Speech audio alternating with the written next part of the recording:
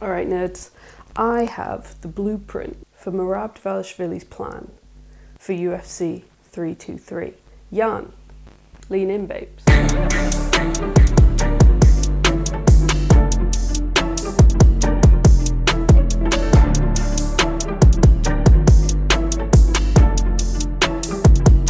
I've pored over the stats, I've analysed the data, Kaya Baralho, double checked my figures, dirty. Scoured footage, and this is the anatomy of a Merab Dvalishvili fight. This is exactly how it's going to go. Starting with takedown attempts. Round 1, fucking high pace right out the gate. 0 to 5,000 in close to light speed. Closes the distance with the same enthusiasm as Dylan Dennis's mum could have done with closing her legs. Round 2, we see an uptick in takedown attempts. You know, to push that wrestling advantage now that he's warmed up. Round 3, sustaining that volume is as good as a rest when you're Merab, but whereas the pace stays steady, we start to see more success. Round 4, and his opponent is a shell of a man, so we could probably call this Jets at this point, but my mistake.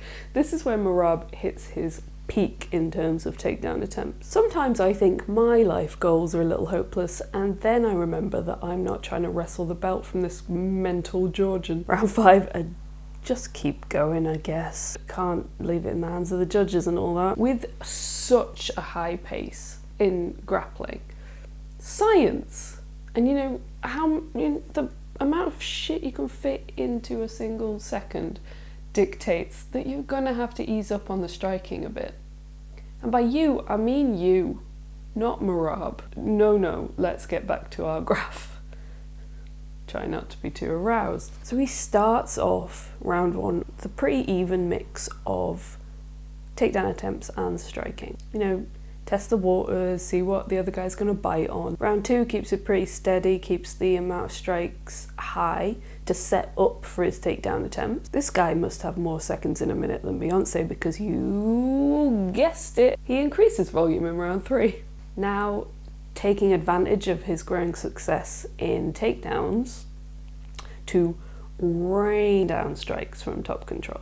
Look, the line's going up again. It's against physics. I don't really know what to tell you. In round 4, he goes fucking hell for leather on the ground strikes. If this whole fight thing doesn't work out, Merab could take that pace and hold his own at an Aldi checkout. And round 5, at this point, we're not even shocked anymore. Up it goes again, because you may as well at least try and empty the gas tank. You're clocking out in a second. This is my official petition.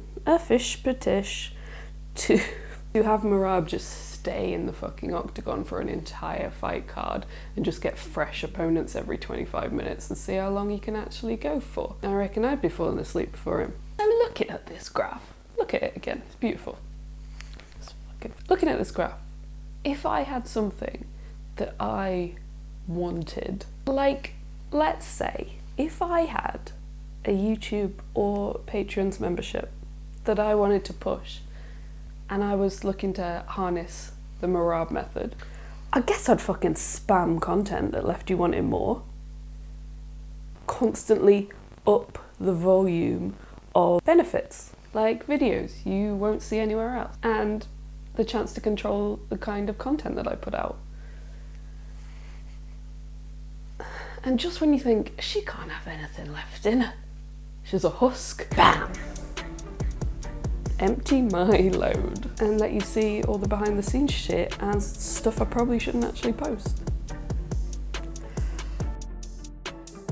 Something to ponder. Look, Merab is predictable. He's not looking to surprise you. In fact, Yan going in for second helpings is the only surprise in this fight. Do not adjust your set next Saturday night. It is a different fight. It's just going to look awful familiar.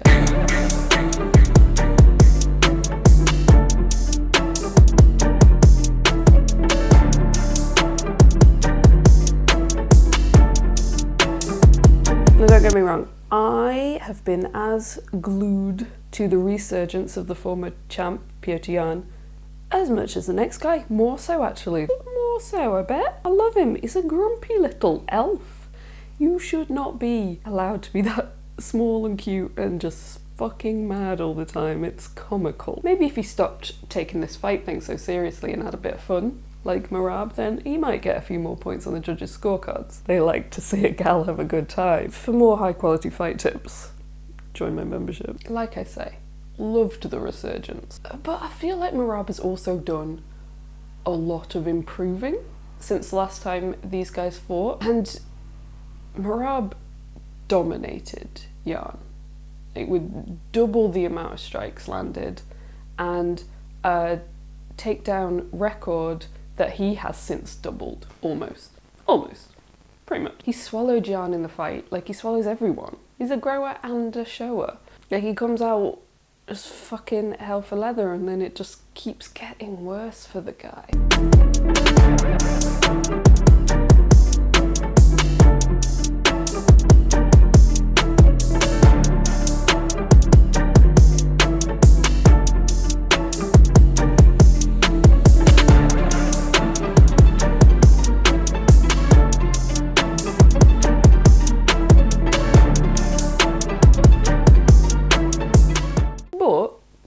Like a bacteria moving through temperature, Merab doesn't want to stay in that danger zone for too long. Actually, bacteria does. We don't want... No. Merab, like us, like defrosting a chicken. You don't want it in that danger zone. Because the bacteria...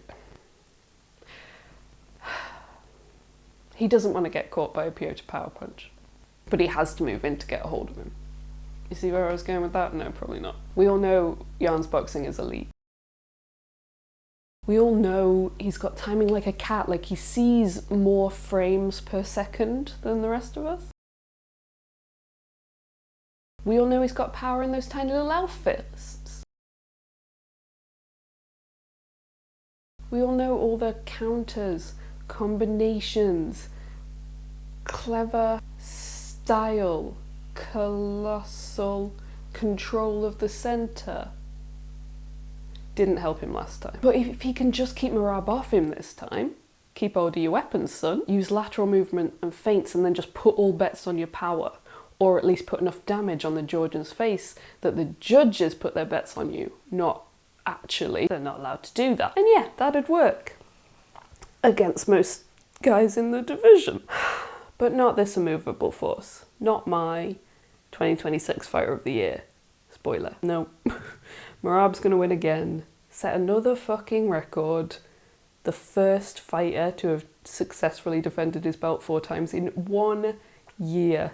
Can anyone stop him? One lad who reckons he could, as long as he doesn't actually have to move up a weight class, is fighting in the co-main. And we're gonna talk about him next week. But if you sign up to that membership, you'll get to see it sooner. Taking a leaf out of Merab's book and spamming attempts until you're so worn down that you give in and sign the fuck up.